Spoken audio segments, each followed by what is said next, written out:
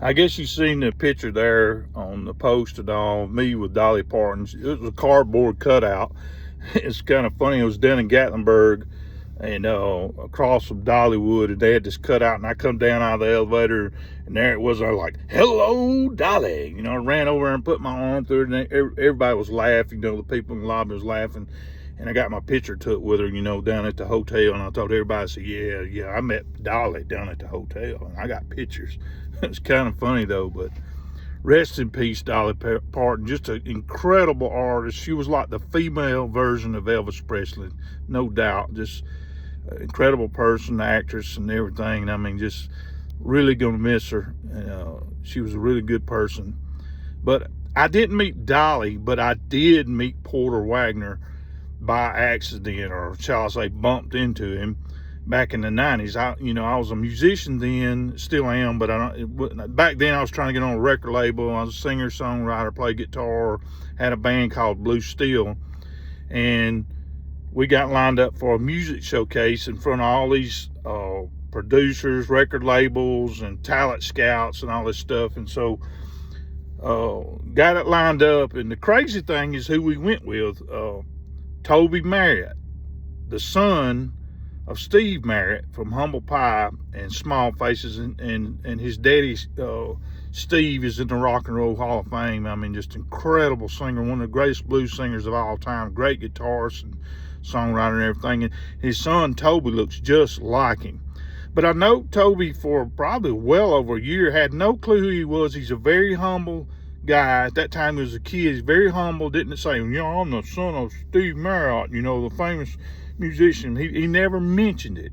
Never probably would have even known it if it happened before his mother finally said something to the bass player one day. Said, "You know who he is, don't you?" And he's like, "Yeah, he's TJ." Back then we called him TJ. And she said, he's the son of Steve Marriott. And then we were like, holy crap.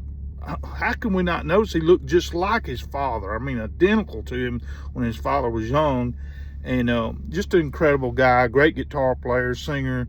And then later on, way past the 90s, I think in 2005, Toby got signed to TVT Records, and he had a song on the Transporter 2 soundtrack from the Strays. It was called Life Support. It was one of the songs that was on the soundtrack from the Transporter 2 movie with the martial artist Jason Statham, or Statham, or however you say it. But anyways, we go and we take off and go to Nashville. We take Toby with us, and he played the lead guitar, and we done a couple songs.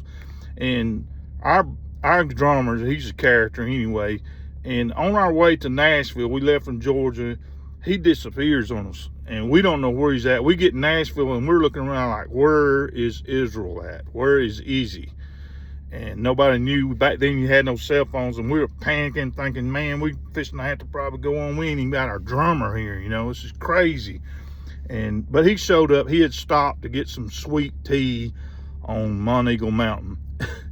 And he shows up, but lo and behold, we didn't go on stage till late that night. It was probably 10, 11 o'clock. And by that time, all these record people and talent scouts, they were gone. No, they weren't even there. And I don't blame them. Some of the acts there were horrible acts. Just horrible. I mean, people that couldn't sing and play either one. And some of them were great, but a lot of them were bad, and they left. They didn't stick around. So we didn't get anything out of it. But, we were there for a while. I think Israel crashed out on top of a pool table. His back was hurting. He went to sleep on a pool table, and I climbed under it.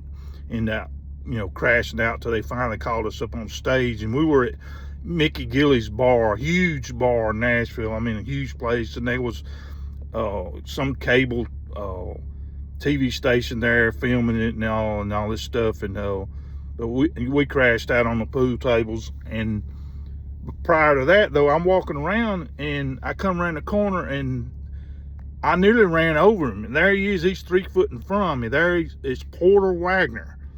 He didn't have his rhinestone suit on or nothing. He had a pair of blue jeans and a button-up white shirt, but it's freaking Porter Wagoner. I know who Porter Wagoner is. I'd seen him since I was just a little boy and watched him and Dolly and on TV all that time. And he's looking at me, and he's kind of grinning like he don't know if I'm going to hug him or hurt him. And I'm freaking out. I'm just like standing there with this goofy look, you know, like, it's Porter Wagoner. And all I could get out of my mouth was, hey. And he looks at me, he says, hey. And then he kind of turns and kind of looks back at me and walks off. And then I run over and say, hey, man, freaking, do you see that, man? That's freaking Porter Wagoner. Can you believe that? He's here. Of course, he worked for the Grand Ole Opry and was on the Opry all the time. Probably there looking for talent, but he was long gone before we came on stage. But just a crazy thing, you know. Here we are going to Nashville with Toby Marriott and see Porter Wagoner, and hadn't seen Toby in years. Last time I seen him was at the Crop Fest in Alpharetta. He was playing at a big concert, and he was playing bass for Paris Luna, and they opened up for Blackberry Smoke, Travis Tritt, and the headliner was Leonard Skinner. And I went and caught him coming out from backstage and introduced him to Ron Lands, a friend of mine, plays guitar and steel guitar, and we talked for a while. And I'll put the picture on here where we was at, but it's just crazy, man. I had a crazy life. I really have a crazy life. The people I've ran into and met, it's just nuts. But it's a crazy thing. But there's my story, the Porter Wagoner story. Can you believe it?